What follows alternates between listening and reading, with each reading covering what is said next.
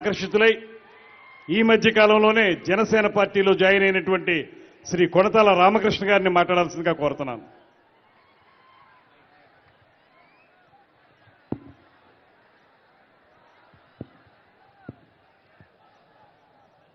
నేటి సమావేశానికి విచ్చేసిన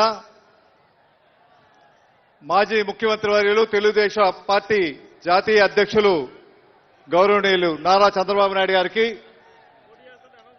జనసేన అధ్యక్షులు మీ అందరి ప్రీతమ నాయకులు శ్రీ పవన్ కళ్యాణ్ గారికి, వేదిక అలంకరించినటువంటి పెద్దలకు, ఇక్కడ విచ్చేసినటువంటి సోదరులారా సోదరిమణులారా, తెలుగుదేశం జనసేన నాయకులకు కార్యకర్తలకు అందరికీ కూడా నా హృదయపూర్వక అభినందనలు. ఈరోజు రాష్ట్రంలో ఒక బ్రిటిష్ పరిపాలన గుర్తుకొచ్చే విధంగా పరిపాలన జరుగుతూ ఉంది. ఏ రకంగా అయితే దేశాన్ని విభజించి పరిపాలించారో ఈ రోజు ఈ రాష్ట్రంలో కూడా అటువంటి దుష్ట పరిపాలన, ఒక దోపిడీ పరిపాలన జరుగుతూ ఉంది.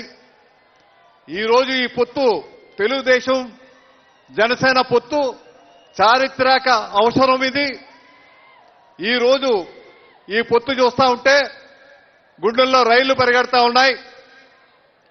ఈరోజు నిస్వార్థ బుద్ధితో ఈ రాష్ట్ర అభివృద్ధి, ఈ ప్రజల అభివృద్ధి ధ్యేయంగా పనిచేస్తున్నటువంటి పవన్ కళ్యాణ్ గారు, పరిపాలన అనుభవం ఉండి, సుదీర్ఘమైనటువంటి అనుభవం ఉండి, ఒక మంచి పరిపాలనవేత్తగా ఈ రాష్ట్రాన్ని ముందుకు తీసుకెళ్లినటువంటి చంద్రబాబు నాయుడు గారు, వీళ్ళిద్దరు కలయిక చూస్తూ ఉంటే ఆ రోజు మహాభారత యుద్ధంలో, కురుక్షేత్ర సంగ్రామంలో కృష్ణార్జునులు ఏ రకంగా అయితే కురుక్షేత్ర యుద్ధాన్ని చేశారో, ఆ దుర్యోధనుణ్ణి పూర్తిగా నిర్మూలించారో, ఇప్పుడు జరగబోతున్నటువంటి మహా సంగ్రామంలో కృష్ణార్జునులుగా ఈరోజు పవన్ కళ్యాణ్ గారు, అదేవిధంగా చంద్రబాబు నాయుడు గారు రేపు జరగబోతున్నటువంటి ఎన్నికల సమరంలో విజయడంకా మోగించడం, మీ అందరి ఆశీస్సులతో విజయడంకా మోగిస్తారు.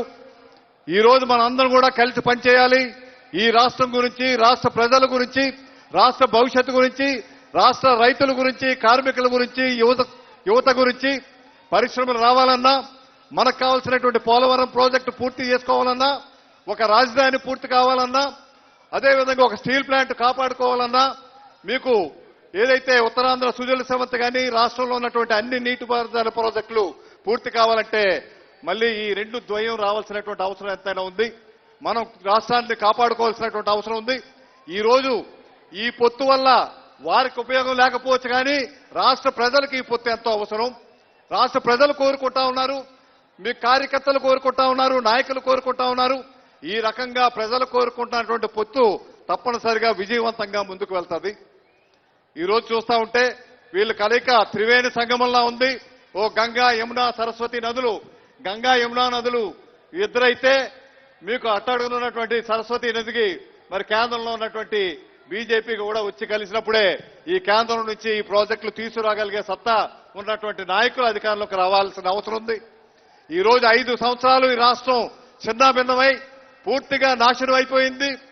ఆ రోజు రాష్ట్ర విభజన వల్ల ఎంత నష్టపోయామో కానీ ఈ రోజు వీళ్ళు ఈ 5 సంవత్సరాల ప్రభుత్వంలో చాలా పూర్తిగా సర్వనాశనం ఈ రాష్ట్రానికి తీసుకెళ్లారు. ఒక దోపిడీ రాజ్యంగా తయారు చేశారు.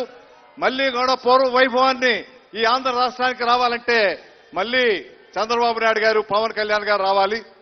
ఆ రోజు మీకు మహాభారత సంగ్రామంలో పాండవులు మీకు ఎవరు కావాలని కృష్ణుడు అడిగితే, దుర్యోధనుడు అడిగితే, దుర్యోధనుడు నాకు 18 అక్షోణీల సైన్యం కావాలన్నారు. కానీ పాండవులు అడిగింది ఒక కృష్ణుడు నువ్వు ఉంటే చాలని అడిగారు. అదేవిధంగా చంద్రబాబు నాయుడు గారు, పవన్ కళ్యాణ్ మీరుంటే చాలు, నాకు ఈ రాష్ట్రాన్ని ముందుకు తీసుకెళ్లగలుగుతానని ఏ రకంగా అన్నారో ఈ ద్వయం ముందుకు వెళ్ళాలి. ఇది శాశ్వతంగా ముందుకు వెళ్లి రాష్ట్ర ప్రయోజనాలు కాపాడాల్సినటువంటి అవసరం ఉంది. అంతేకాకుండా ఇది శాశ్వతంగా ఈ పొత్తు ముందుకు వెళ్లాలంటే తర్వాత జరుగుతున్నటువంటి కింద స్థానిక సంస్థల్లో కూడా ఇదే పొత్తు కొనసాగాల్సినటువంటి అవసరం ఎంతైనా ఉంది. ఆ రకంగా పొత్తు కొనసాగినప్పుడే ఒకరికొకరు పనిచేసేటువంటి అవకాశం ఉంటుంది. ఒకరికొకరు ఎవరు కూడా ఎమ్మెల్యే స్థానాలు తక్కువ వచ్చాయి, లేదంటే ఎంపీ స్థానాలు తక్కువ వచ్చాయని అనుకోవాల్సినటువంటి అవసరం లేదు. ఎందుకంటే భవిష్యత్తులో వారు కూడా ఇద్దరు ఆలోచిస్తా ఉన్నారు. స్థానిక సంస్థల్లో మళ్లీ కూడా ఈ పొత్తు కొనసాగే విధంగా అక్కడ కూడా సుమారు 30-33% మీకు జనసేన పార్టీకి కూడా ఇవ్వాలనేటువంటి ఆలోచన ఏదైతే చేస్తా ఉన్నారో అది ప్రజలు స్వాగతిస్తా ఉన్నారు, కార్యకర్తలు స్వాగతిస్తా ఉన్నారు. అటువంటి తీరును ముందుకు వెళ్ళాలి. ఒక స్టీరింగ్ కమిటీలు వేసుకొని ఈ కార్యక్రమాలు ముందుకు తీసుకెళ్తారని, రేపు జరగబోయే సంగ్రామంలో మళ్లీ విజయకేతం మోగించే విధంగా ఈ జెండా పండగ ముందుకు వెళ్లాలనేసి కోరుకుంటూ, ఈ రోజు రాష్ట్ర పరిస్థితి చూసాం. ఒక్క అవకాశం అని చెప్పి ఎవరైనా ఒక్క అవకాశం అని చెప్పి ఓ విషం చొక్కేస్తాను, మీ ఒక్క చొక్కే కదా వేసుకుంటానంటే ఎవరైనా వేసుకుంటారో చెప్పండి? ఈ రోజు రాష్ట్ర పరిస్థితి కూడా అదే విధంగా ఉంది. ఈ రోజు రాష్ట్ర పరిస్థితులు మార్చాల్సినటువంటి అవసరం ఉంది కాబట్టి ఈ రోజు ఈ పొత్తును స్వాగతించి ఈ పొత్తును ముందుకు తీసుకెళ్లి మంచి మెజారిటీతో ఈ పార్టీ ప్రభుత్వాల్ని ఏర్పాటు చేసే విధంగా మీ అందరూ కూడా సహకరించండి. మన రాష్ట్రానికి కావాల్సినటువంటి అన్ని అభివృద్ధి కార్యక్రమాలు, అదేవిధంగా ముఖ్యంగా రాజధాని లేనటువంటి రాష్ట్రం ఏకైక రాష్ట్రం ఆంధ్ర రాష్ట్రం.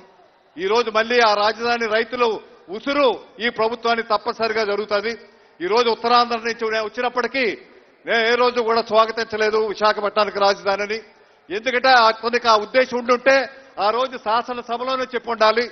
కానీ ఆ రోజు శాసనసభలో ఈ రాజధానిని ఆమోదించి ఎన్నికలు అయిపోయాక ఈ రాష్ట్రాన్ని విభజించి పరిపాలించాలనేటువంటి ఆలోచనతోనే విశాఖపట్నంలో రాజధాని అనేసి చెప్పి ప్రజలను మోసగించే కార్యక్రమం చేస్తా ఉన్నారు. ఈయన మోసపోయే పరిస్థితిలో ప్రజలు ఎవరూ లేరు. అందరి తాలూకు ఆలోచన ఏకైక రాజధానిగా అమరావతి రాజధానిగా కొనసాగాల్సినటువంటి అవసరం ఉందని ప్రజలు గట్టిగా విశ్వసిస్తున్నారు.